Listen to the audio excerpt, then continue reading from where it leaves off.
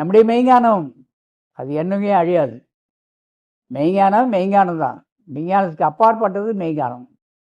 குழந்தைங்க என்ன செய்யும்? மண்ணில் விளையாடும். சில குழந்தைங்க மண்ணு தின்னு தெரியுமா? மண்ணு தின்னும். மண்ணை அழகாக சாப்பிடும். வறண்ட பூமியில் குளம், குட்டை, ஏரி தண்ணி வறண்ட பிறகு போனீங்கன்னா பத்தையாக அழகழகாக படிஞ்சிருக்கும். அதை எடுத்து மேலே அப்படி சுரண்டி பாருங்களேன் நிலத்தால். அழகாக மழை மழை மழை மழைன்னு ஃபேஸ் பவுடர் கணக்காக வரும். அதை சாப்பிட்ருக்கீங்களா? அவ்வளோ நல்லாயிருக்கும். அந்த மண் தின்னா அவ்வளோ நல்லாயிருக்கும். மண் தின்றதா அப்படின்னா மண் ஒரு மருந்து. யாராவது ஒரு பெரியவர் இறக்க அவசப்பட்டுட்டு இருப்பார், சாவு சீக்கிரம் வரல. உடனே பக்கத்தில் அக்கத்தில் சொந்தம் பந்தம்லாம் சொல்லும், இந்த ஆளுக்கு 50 காணி வச்சுருந்தால பக்கத்தில் அந்த அரைகாணி குத்தகை விட்ட இடத்த தான் வாங்கணும்னு நினச்சிட்டு இருந்தான், வாங்க முடியாத போகிறாரு. மண் ஆசையில் தான் இழுபறியில் இருக்கார் 4 நாளாக.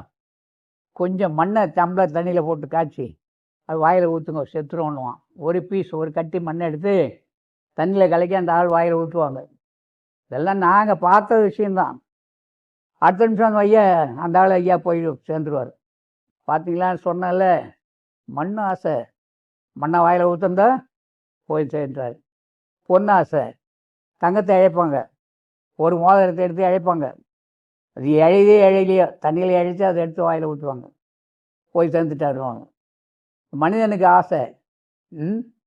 ஆக இந்த ஆசை, அதை சொன்னார், ஆசை அருமின் ஆசை அருமின் ஈசனோடு ஆயினும் ஆசை அருமின். ஆசை உனக்கு வேணாம். புத்தர் சொன்னார் ஆசை வேணான்னு. புத்தர் சொன்னார் ஆசை வேணான்னு சொல்லி. யாருக்கும்? ஆக இந்த மண் விளைங்க அப்போ இருந்தே நம்ம கூட வந்தது. மண்ணிலிருந்து உருவானோம், மண்ணில் தான் வளர்கிறோம், மண்ணு தான் நம்ம தாங்கிட்டு இருக்கு. நாம் குப்பரை கடந்தது மண்ணில் தான், நாம் தவழ்ந்தது மண்ணில் தான், முட்டி போட்டது மண்ணில் தான், எழுந்து நடந்து கீழே விழுந்து எழுந்து நடந்து விழுந்து எல்லாம் பண்ணது எதில்? மண்ணில் தான். மண்ணில் தான் இருக்கோம். தாய் வயிற்றில் 10 மாதம் தான் இருந்தோம். அதன் பிறகு எத்தனை வருஷம் இருக்குது அந்த மண்ணில்? தாய்க்கு கொடுக்குற முக்கியத்தை விட 100 மடங்கு முக்கியத்துவம் யாருக்கு கொடுக்கணும்? நம்முடைய மண்ணுக்கு. நீ எங்கே உருவானியோ அந்த மண்ணுக்கு. அதுதான் தாய் பூமி, அதுதான் தாய் நாடு.